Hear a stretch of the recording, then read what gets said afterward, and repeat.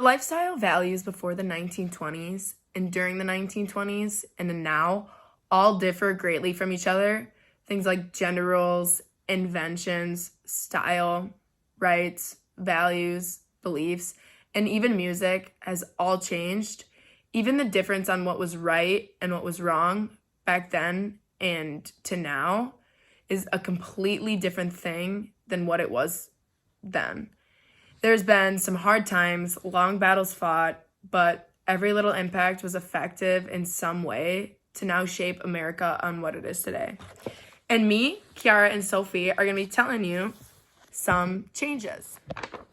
Before the 20s, women were expected to raise children, attend the house, and provide emotional support for their husbands. And this had to be pretty difficult because they had like 6 to 14 kids.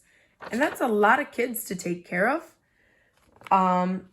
But after World War I, women could be independent, make their own choices for themselves in regards to education, jobs, marital status, and sexuality.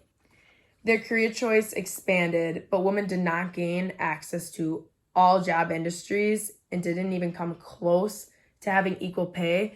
And I feel as if that like still is a reoccurring issue, like still now. And if a woman wanted to cuss or drink, they would be considered a dumb Dora. And for men before the 20s, they were expected to work as hard as possible all days of the week, including the weekends, due to the mother not having a job or having any source of income. And with having 14 kids, that had to be a lot to pay for. So they needed to make their money. But during the mid-20s, men had no limitations. Men were encouraged to live in a chic manner. They were allowed to drink, smoke, gamble, cuss in public, and were still known as World War I. Women were stay-at-home moms that were looked very much down upon in society and basically not given any credit for like anything that they did. And then during World War I, women took over men's jobs while the men were off at war. Jobs like truck drivers, radio operators,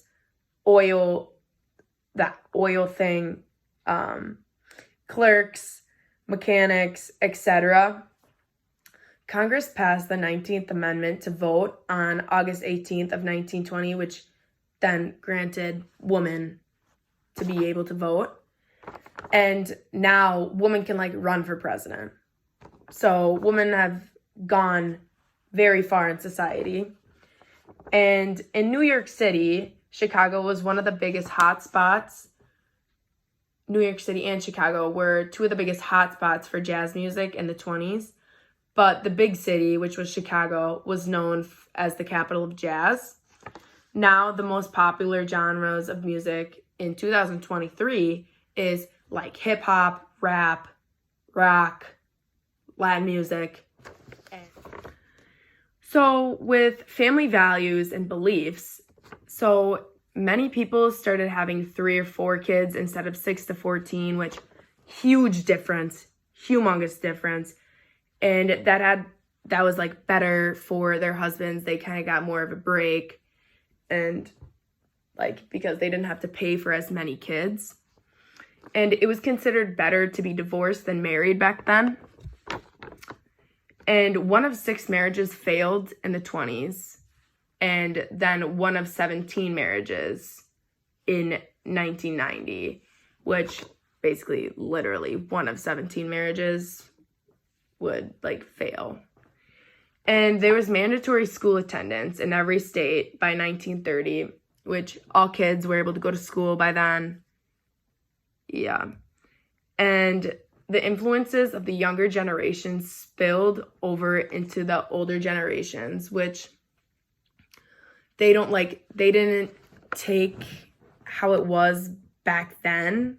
They're kind of like flipping onto a new leaf, learning a new way to go about things and like taking that instead of like doing it how they used to.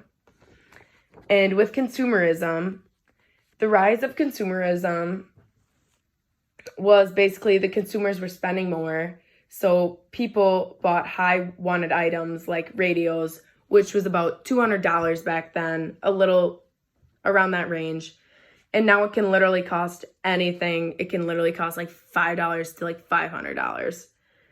And a high wanted item was a car, which is about $525, which is just a little under $8,000 today, which now cars can range from like $2,000, which to about like $300,000, which huge difference. And then makeup was also a very wanted product, which costed around a dime, which would be a couple dollars today. And now makeup can cost like $50 for a little thing of makeup. And then, which like all of this would mean that companies were making more money.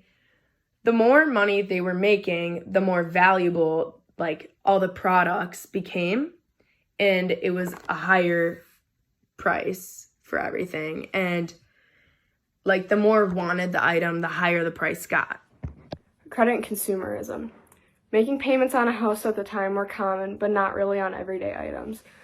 Down payments and credit cards and things like that were a very new concept at the time in the 20s. Telling somebody that they were a good businessman was seen as one of the highest compliments in that time. Salesmen showed up, and we started to see that in our society in marketing. You go to buy a car, there's a salesman at the dealership. Quotas were usually set for salesmen that they had to meet by a certain date or the end of the year or whatever the quarter was. And salesmen became a big thing, but for products that you couldn't really have a salesman for, like your everyday essentials on shelves at grocery stores, advertisements started becoming really popular. The KKK. So the KKK stands for the Ku Klux Klan, and they claimed millions of members by 1924. The Klan's political powers was greatest in Indiana, where the racist organization managed to elect a congressman and a governor. The communists took over Russia and created the Red Scare in the United States in the early 20s that encouraged Attorney General Palmer. And Prohibition. Prohibitionists first attempted to end the trade in alcoholic drinks during the 19th century. They aimed to heal what they saw as ill society beset by alcohol-related family violence and saloon-based political corruption. In December 18th, 1917 is when that started, and it ended December 5th, 1933, according to BBC News. Prohibition was now seen as common. And something to note with failure, because even though Prohibition was in effect, they drank very heavily. Speakeasies became, another common thing during that time period. And the reason of that would be the U.S. forced a huge recession, or they didn't force it, they faced a huge recession. And it was now known as the Great Depression, which caused everyone to think people who drank were spifflicated. And that brings us to the Scopes trial. So here's a monkey, because they called the Scopes trial the monkey trials, because the trial happened in 1925, and it was a persecution of a science teacher in the state of Tennessee by the name of John Scopes. He was persecuted for teaching the topic of evolution. The topic of evolution is the theory that humans came from monkeys and apes and were descendants of them. That was illegal because it went against a lot of people's biblical and religious beliefs at the time, and it was said that it was destroying the modern values in America. And like I said, it was illegal because a lot of religions didn't believe it, and they ended up finding John Scopes guilty, and they fined him $100 on appeal, which in today's money is about $1,100, which is a lot of money. So after that, obviously the 20s ended with the start of the Great Depression in the 30s. So the Great Depression, like I said, started in 1929. The stocks on the New York Exchange lost about 50% of its value, which, if found as the stock, sorry, I just really screwed that up. As the stock fell in the early 1930s, unemployment rate fell to 24.9%, which was about 12,830,000 people out of a job. Most people lost their lives saving as 11,000 banks failed across the country. The Great Depression ended in 1939, lasting 10 years. Wages of workers made to keep jobs fell 42.5% in a span of 10 years.